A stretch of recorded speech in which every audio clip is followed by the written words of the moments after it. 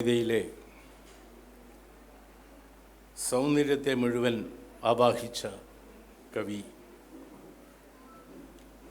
P Kunhiraman Nair അദ്ദേഹത്തെ അനുസ്മരിക്കുമ്പോൾ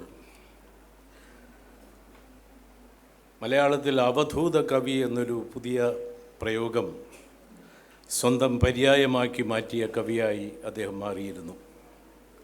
എല്ലാ കവികളും ഏതാണ്ട് അവധൂത കവികളാണെങ്കിലും അവധൂത കവി എന്ന പ്രയോഗം യാത്ര കൊണ്ടും അലച്ചിലുകൊണ്ടും അസ്വസ്ഥമായ ജീവിതത്തിൻ്റെ പരുഷമായ പരിപരുത്ത പ്രതലങ്ങളിലൂടെയുള്ള സഞ്ചാരം കൊണ്ടും സൗന്ദര്യത്തെയും ദാർശനികതയെയും സൗന്ദര്യാത്മകതയെയും അതുപോലെ ദേശഭക്തിയെയും എല്ലാം പ്രകൃതി സ്നേഹത്തെയും എല്ലാം തൻ്റെ കവിതയിൽ നിറച്ചുകൊണ്ട് അനന്തമായ യാത്ര നടത്തിയ കവിയായിരുന്നു അദ്ദേഹം.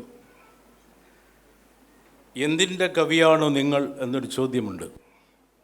കവികളെ എപ്പോഴും വർഗീകരിക്കാൻ വേണ്ടി നിങ്ങൾ എന്തിൻ്റെ കവിയാണ്, ദാർശനികതയുടെ കവിയാണോ, കാൽപ്പനികതയുടെ കവിയാണോ, നിങ്ങൾ വിഷാദാത്മകതയുടെ കവിയാണോ, നിങ്ങൾ വിപ്ലവത്തിൻ്റെ കവിയാണോ എന്നൊക്കെ ചോദിക്കുമ്പോൾ സൗന്ദര്യത്തിൻ്റെ കവിയാണ്, സൗന്ദര്യാത്മക കവിയാണ് എന്ന് സ്വയം പ്രഖ്യാപിച്ച കവിയായിരുന്നു അദ്ദേഹം. തൻ്റെ ജീവിതത്തിലെ ജയപരാജയങ്ങളെക്കുറിച്ച് അദ്ദേഹം തന്നെ പറഞ്ഞിട്ടുണ്ട്. കൽക്കണ്ടം ആവശ്യമില്ലാത്തവർക്ക് കൽക്കണ്ടം കൊടുത്തിട്ട് കല്ലേറേറ്റ് വാങ്ങിയ ആളാണ്. നക്ഷത്രങ്ങളെ നോക്കി നടന്നിട്ട് കുണ്ടുകിണറ്റിൽ വീണുപോയ ആളാണ്. കവിതയെ തേടി നടന്നിട്ട് വേശ്യാതെരുവിലെത്തപ്പെട്ട ആളാണ്. അമ്പലം തേടി നടന്നിട്ട് ചുടലയിലെത്തിയ ആളാണ്. ആകാശത്തെ എത്തിപ്പിടിക്കാൻ ശ്രമിച്ചിട്ട് ഭൂമി നഷ്ടപ്പെട്ടു പോയ ആളാണ്. ഇതിനേക്കാൾ മനോഹരമായി, ഇതിനേക്കാൾ കാവ്യസുന്ദരമായി, ചേതോഹരമായി സ്വന്തം ജീവിതത്തെ വിലയിരുത്തിക്കൊണ്ട് എങ്ങനെ പറയാനാകും? അപ്പം അദ്ദേഹത്തിൻ്റെ യാത്ര ലക്ഷ്യമില്ലാത്ത യാത്രയായിരുന്നു എന്നൊക്കെ ആളുകൾ പറയുന്നുണ്ട്. എത്തേണ്ടതാമിടത്തെത്തിയാലും ശരി, വള്ളത്തോൾ പറഞ്ഞതാണ്. മധ്യേ മരണം വിഴുങ്ങിയാലും ശരി, മുന്നോട്ട് തന്നെ നടക്കും, വഴിയിലെ മുള്ളുകളൊക്കെ ചവിട്ടി മെതിച്ചു ഞാൻ എന്ന് വള്ളത്തോൾ പറഞ്ഞതുപോലെ ഒരു യാത്രയായിരുന്നു അദ്ദേഹം. അത് കവിതയെ തേടിയുള്ള യാത്രയായിരുന്നു, പ്രണയത്തെ തേടിയുള്ള യാത്രയായിരുന്നു. അതുകൊണ്ട് ആ യാത്രയിൽ അദ്ദേഹം കണ്ടുമുട്ടിയ പലരും അദ്ദേഹത്തിൻ്റെ ജീവിതത്തിൻ്റെ ഭാഗമായി തീർന്നു. എങ്കിലും ആ യാത്ര വളരെ അർത്ഥപൂർണമായിരുന്നു എന്ന് പറയാതെ വയ്യ. വീട്ടിലേക്കുള്ള വഴി എന്ന കവിത എഴുതിയത് ശ്രീ ടി വിനയേന്ദ്രനാണ്.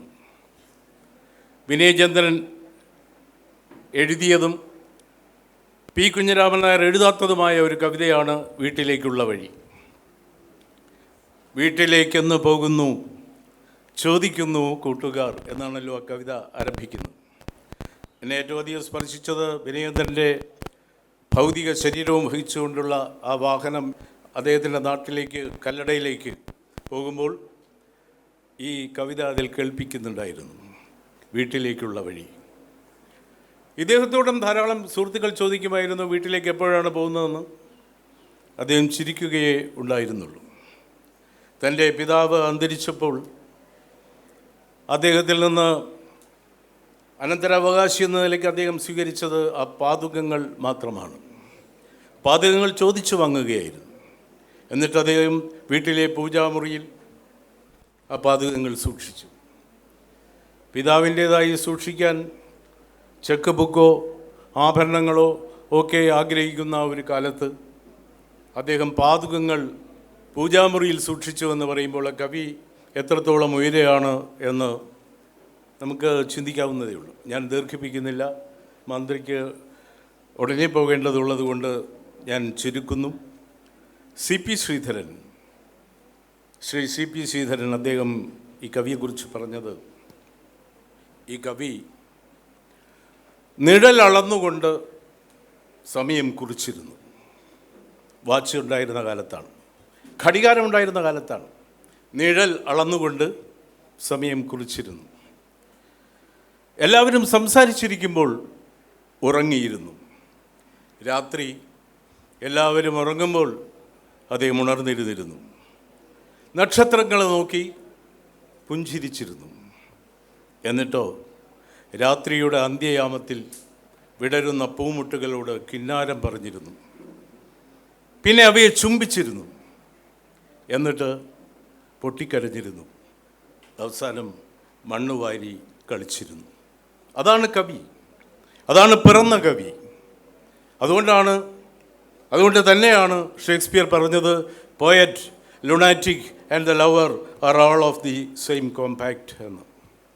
കവിയും കാമുകനും ഭ്രാന്തനും ഒരേ തരക്കാരാണ് എന്ന് പറഞ്ഞത് അതുകൊണ്ടാണ്.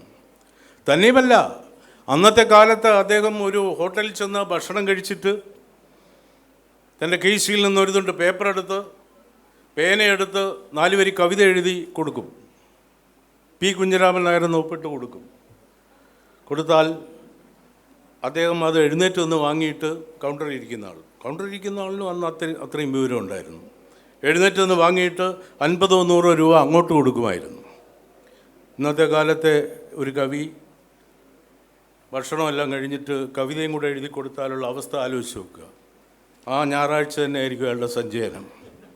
എന്തായാലും ആ വിധത്തിലുള്ള കവിതയ്ക്ക് മൂല്യമുണ്ടായിരുന്ന കാലം, കവികൾക്ക് മൂല്യമുണ്ടായിരുന്ന കാലം, പി കുഞ്ഞിരാമൻ നായർ എന്ന കവിയെ തിരിച്ചറിയപ്പെട്ടിരുന്ന കാലം, ആ കാലത്ത് അദ്ദേഹം ജീവിച്ചതുകൊണ്ട് തന്നെ കൈരളിക്കൊരു പിടി കാവ്യകുസുമങ്ങൾ, കവിതയുടെ മധുരോദാരമായ കവിതകളുടെ കനകാംബരപ്പൂക്കൾ സമർപ്പിച്ചിട്ട് കടന്നുപോയ അദ്ദേഹത്തിൻ്റെ ജീവിതം ധന്യമായിരുന്നു.